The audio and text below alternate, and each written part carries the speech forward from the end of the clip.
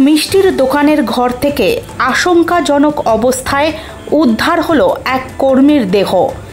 জানা গিয়েছে তার গলায় আঘাতের চিহ্ন রয়েছে, এমনকি দেহের পাশেই পড়েছিল একটি ছড়ি।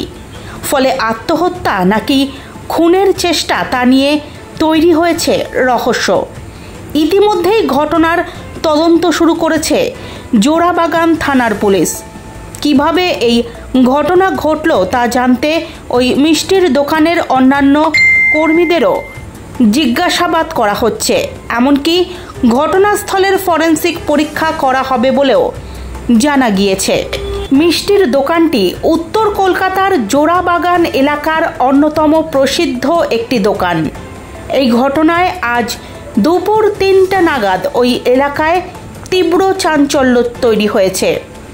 জানা গিয়েছে আহত ওই কর্মীর নাম গৌতম প্রধান। মিষ্টির দোকানের ওপরেই ছিল কর্মীদের থাকার জায়গা। অন্যান্য দিনের মতোই রবিবার রাত্রে শুয়েছিলেন গৌতম, কিন্তু আজ অনেক বেলা গড়িয়ে যাওয়ার পরও তাকে দেখা যায়নি।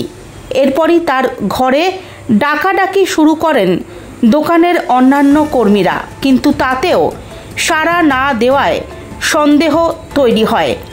দরজা ভেঙে দেখা যায় একেবারে রক্তাক্ত অবস্থায় ঘরে পড়ে রয়েছেন গৌতম। রক্তে ভেসে যাচ্ছে চারপাশ। এরপরই অন্যান্য কর্মীরাই কার্যত আশঙ্কাজনক অবস্থায় গৌতমকে স্থানীয় একটি হাসপাতালে নিয়ে যান।